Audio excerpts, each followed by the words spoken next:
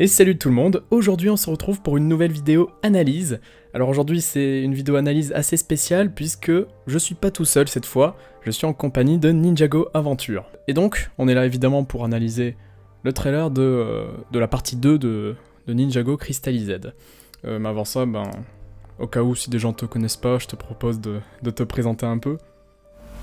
Oui, moi sur ma chaîne, je m'appelle Ninjago Aventure, je fais un peu d'actualité, donc je me fie surtout sur ce qui se passe récemment avec Crystalized. Je fais des lectures de comics, que ce soit Garmadon ou quoi, je fais des bandes annonces en français avec les personnes qui souhaitent le doubler. Et voilà, je fais plein de contenu sur Ninjago, même divers et variés, comme ce sera dans les prochains mois. Donc voilà, ceux qui souhaitent me suivre, ce sera probablement en description. Comme il a dit, le lien de sa chaîne sera en description. Et donc, je vais te parler du programme, un peu de cette vidéo. Ça va pas durer très longtemps, hein. Je pense que ça durera à peu près une vingtaine de minutes. En gros, j'ai préparé quelques captures d'écran du trailer, un peu comme je fais habituellement de mon côté. Je vais envoyer tout ça au fur et à mesure. Et on commencera à parler de l'image qu'on voit, chacun son tour en fait. Et comme ça, on peut parler après. Non, de rajouter des trucs sur ce que... Voilà, c'est à peu près ça. Et donc on va commencer par la première image du trailer. Et je te propose de commencer par la présenter, la décrire. Clairement que c'est comme... on voit clairement que c'est comme la saison 1, ou même on retrouve un petit peu le Ninjago d'avant, que ce soit avec le feu au monastère, comme l'avait fait Peter dans l'épisode 2. Donc on retourne un peu aux sources avec ce monastère en feu. Donc c'est cool. Sur cette image aussi, je voulais parler d'une espèce de tête qu'on voyait sur Wu. Je sais pas ce que c'est. Est-ce que tu sais ce que c'est, toi? Ce serait un robot Pixel qui serait du coup développé un petit peu comme les robots de Wu qu'il y avait dans Seabound avec le Bounty, je ne sais plus comment il s'appelait. Le Bounty de mer là. Il avait des petits robots Wu, donc c'est un petit peu comme Pixel, mais du coup elle les a conçus probablement pour combattre Asphera qui mettra feu au monastère, je pense. Ah ouais, moi je me souvenais pas, mais ok, ouais, parce que je pensais que c'était la tête de Nia qui était devenue invisible ou je sais pas quoi. Enfin... Non, je pense pas. Ouais, non, mais ça a l'air d'être un robot, ouais. Où serait Nia sur cette photo? Ouais, voilà, c'est aussi la question que je me posais, parce qu'elle était censée être au monastère elle aussi. Si aussi elle aura des problèmes suite à une potentielle attaque, ce serait intéressant à voir. Ouais. Et on va passer à la deuxième image, et c'est celle-ci, donc c'est le Crystal King. Donc son modèle, il est vraiment intéressant. À 4 bras, il est imposant, et il se diffère de la forme qu'il avait donc en saison 2, saison 3. Donc ouais, intéressant à voir, et vraiment ça a l'air d'être un méchant qui a des ambitions, un peu comme Kalmar en Seabound. Toi, je te laisse donner ton avis. Moi aussi, je le trouve vraiment beau déjà. C'est pas tout le temps qu'on a des méchants aussi beaux dans Ninjago, je trouve.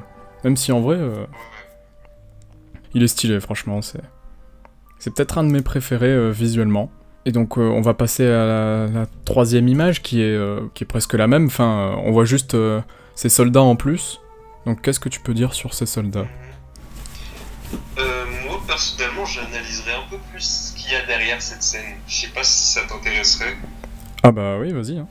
On a vu dans le trailer qu'il essaye un petit peu d'absorber leur pouvoir, de les réveiller, ou je sais pas, mais ils sont déjà réveillés. Mais je sais pas ce qu'il essaie de faire. Mais peut-être récupérer un pouvoir d'or, mais je sais pas vraiment. Mais il essaie de faire un truc avec ses pouvoirs qu'on ne sait pas encore vraiment. Et ça, je serais curieux de savoir si t'as des infos ou quoi. Ouais, alors j'ai pas vraiment d'infos, mais je sais que juste après dans le trailer il y a cette image.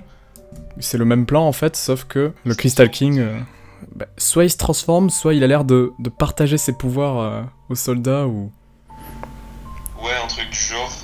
Peut-être dans la première image, ils sont déjà transformés, mais en fait, dans la seconde image, ils montrent le moment où ils passent de Pierre-Vange à Cristal Pierre-Vange. Un truc comme ça. Ah oui, en fait, ouais, parce que la première image qui apparaît dans le trailer, c'est celle où les soldats sont déjà transformés, et la deuxième, ça serait celle où ils sont pas encore transformés, c'est ça? Ouais, je pense. Ah, ça aurait du sens. Ouais, ils ont pas les cristaux violets sur leur corps, dans la deuxième image, on dirait, donc ça semble cohérent. Maintenant, on passe à la quatrième et la cinquième image. Alors, je te laisse en parler. c'est le temple du roi cristal, si je me trompe pas. Bah, ça a l'air d'être ça, ouais. Très intéressant. Et il se trouve au milieu primitif. C'est ce qu'on a vu dans l'épisode 12. Si t'as bien vu Lloyd quand il se faisait aspirer par la petite capsule, il se rendait directement au milieu primitif quand on regardait le radar de Zane. Et on voit clairement que cette chose semble cachée derrière ce qui se passait dans la saison 8, quand il y avait Harumi et Lloyd pour rechercher le masque de la haine, je crois que c'était ça. Toute une histoire d'Oni, de Centaure derrière que peut-être employé Overlord derrière, donc qui cache aussi son temple, qui était donc présent depuis des années, et peut-être un plan qui était prévu depuis des siècles, peut-être même encore avant la saison 2, après ça on sait pas, mais on se cache derrière cet endroit, quoi. Alors, j'ai vu aussi dans mes commentaires qu'il y avait des gens qui voyaient une référence à Lego Tsushima. Et même à d'autres séries, parce que j'ai vu sur internet ou même d'autres séries, il y avait un petit peu un équilibre qui se faisait avec une sorte de pierre qui volait en l'air, avec d'autres pierres comme si c'était un joyau qui gérait l'équilibre avec plusieurs mondes. Moi aussi en fait partie comme tu me l'as dit, mais moi personnellement je m'y connais pas trop à ce sujet, mais qu'est-ce que ça pourrait être franchement je sais pas. Ouais, ça pourrait être quelque chose aussi qui vient d'un autre royaume, parce qu'il s'attend aussi que les scénaristes utilisent peut-être les 16 royaumes. Ça serait stylé à faire en tout cas. Tu penserais que ce serait quelque chose qui relierait les 16 royaumes en un coup? Je sais pas s'il les relie, mais en tout cas, j'espère que ça a un rapport avec d'autres royaumes, pourquoi pas. Ouais, ok. Et puis de toute façon, on le verra dans le trailer, mais ça a clairement un rapport aussi avec les Oni. Donc le royaume de l'Oni et du dragon. Ça se voit en plus avec le visage qu'il a sur ce temple, donc on voit clairement que c'est là où était le masque de la haine. Le rapport avec les Oni se fait directement. Oui. Alors on va passer aux images suivantes. Je vais commencer par en parler. Donc du coup, on voit Ninjago City qui semble être attaqué justement par cette île volante. Et ça me fait penser aussi un peu à la saison 2, donc quand Overlord il va posséder la ville, en gros, il y a une espèce de fumée violette aussi, ou noire, qui vient un peu envahir la ville. Ça me fait penser à ça. Qu'est-ce que tu en dis? Je suis totalement d'accord, il y avait aussi même cette fumée qui était présente dans la saison 2, je sais pas si tu pourras la retrouver au montage. Ouais, c'est totalement une référence à ce que pouvait faire Overlord dans saison 2 quand il possédait Overlord. Non, Garmadon. Et donc, sur la première image, là, où on voit l'île en train de faire je sais pas comment appeler ça, un espèce d'halo lumineux bizarre. Il serait en train de faire quoi, en fait? Je sais pas du tout. De toute façon, on a vu dans une autre image du trailer où on voit le temple volant sans fumée, comme si vraiment c'était juste temporaire cette fumée, elle va pas rester dans le ciel. Je sais pas. Ouais, ben on n'a pas plus d'infos là-dessus, mais je pense qu'il y aura sûrement un deuxième trailer qui va sortir d'ici là, non? Ouais, je l'espère. Hein. Alors, on passe à l'image suivante, qui est, je trouve, assez bien. Enfin, moi je l'aime bien en tout cas. Directement, on a un rapport à la saison 10 et son père. Voilà, donc le retour de Lord Garmadon, ça fait plaisir en tout cas de mon côté. Il a 2 bras cette fois. Et oui, il a 2 bras, alors est-ce que t'as une explication? Moi pas du tout. Peut-être après les comics, il y aurait une histoire comme quoi il aurait perdu ses bras. Bon, je sais pas. Peut-être qu'il aurait développé... je sais pas si t'as vu les comics, en gros il y a une ombre qui combat, qui peut, quand il l'aurait affronté, il aurait vraiment récupéré son vrai pouvoir pour développer son vrai aspect, soit un aspect gentil, soit un aspect méchant. Genre qui serait entre les deux qu'il avait déjà dans ses veines. Peut-être qu'il a réussi à récupérer l'un des deux pour finir finalement avec 2 bras, au lieu de 4 bras, qui faisaient donc peut-être ces 2 sangs Oni qui soient vrais, enfin bons ou mauvais. Donc là peut-être que définitivement on aura enfin le bon côté ou le mauvais. Ouais. Bon, moi j'ai pas vu les comics de toute façon, mais si tu le dis, oui, on verra ça de toute façon. Ouais. Ça pourrait se passer cette scène, ça aussi il faudrait en parler. Ah oui, je me suis pas posé la question, mais ça a l'air d'être dans une bibliothèque déjà. Ça me fait penser à la bibliothèque qu'on avait vue, je sais plus dans quelle saison, la saison 7 peut-être, quand non, la saison 8, quand je sais qu'il y a Cole, peut-être Jay, ils recherchent Wu dans un espèce de monastère. Là où ils sont silencieux. Ouais, voilà, c'est ça. Bah après ça peut aussi être la bibliothèque de Doru, je crois, où il y avait Skyler dans la saison 6 qui enquêtait sur Nanakan dans les premiers épisodes. Aussi celle où il y avait le parchemin... Non, Ouais, je sais plus si c'était le parchemin de Moro à un moment dans la saison 5. À part s'ils sont directement dans le temple du roi cristal.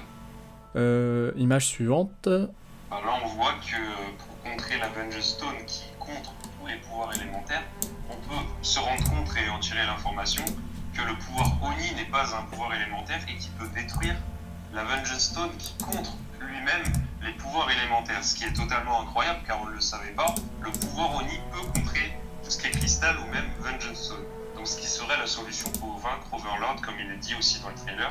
Donc ça c'est intéressant à savoir et que Lloyd le développe dans cette saison. C'est encore original car on n'avait pas vraiment de pouvoir développer depuis ces dernières saisons, que ce soit pour n'importe quel ninja et en plus qui combattent Harumi pour faire ça, c'est intéressant.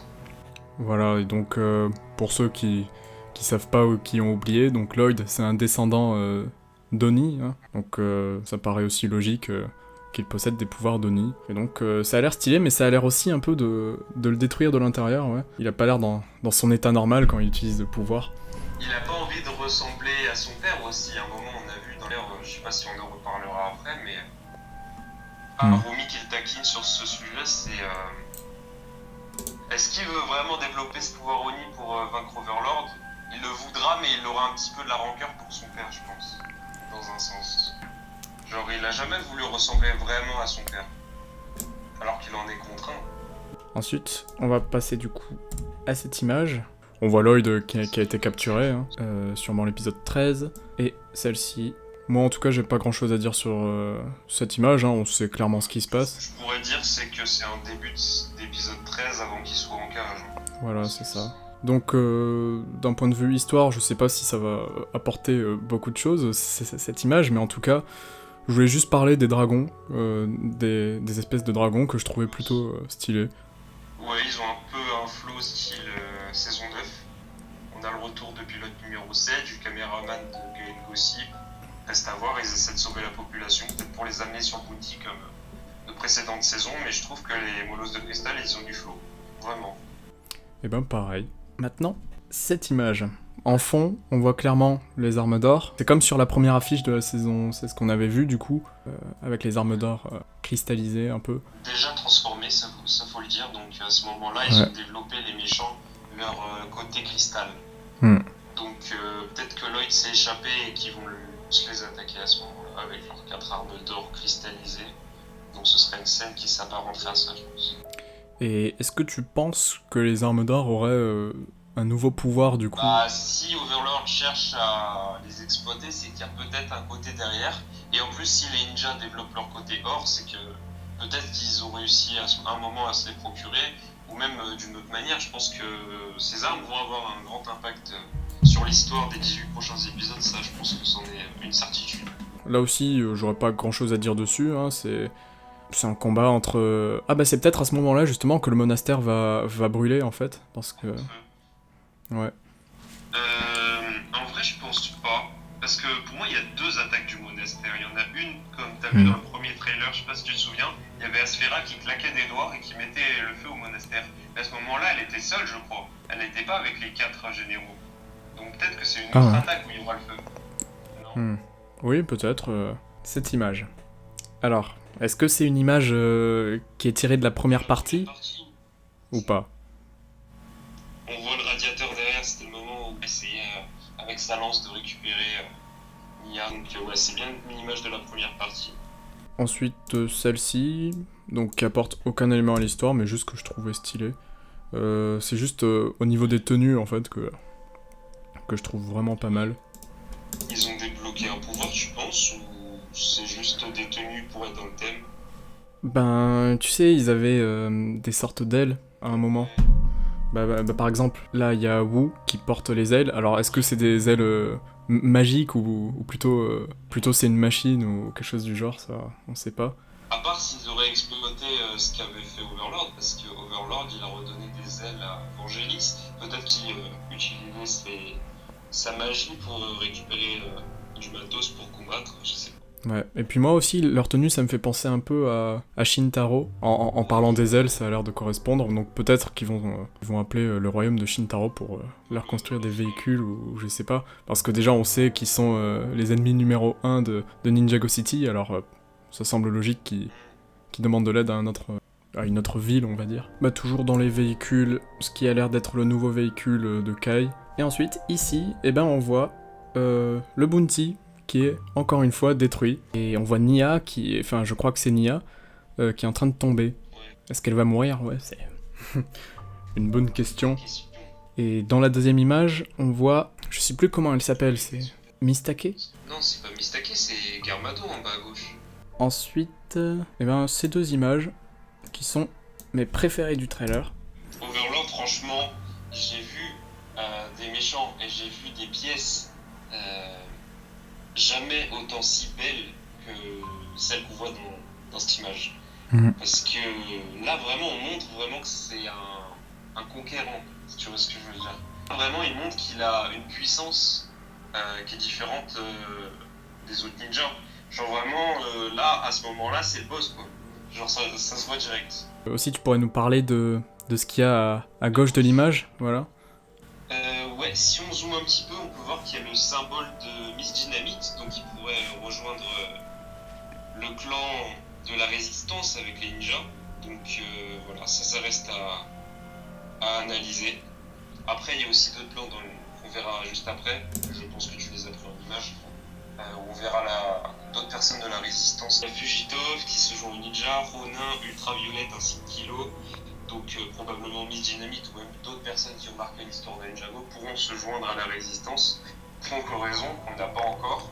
Mais intéressant de voir que le combat final ne va pas se faire seulement avec les ninjas. Donc.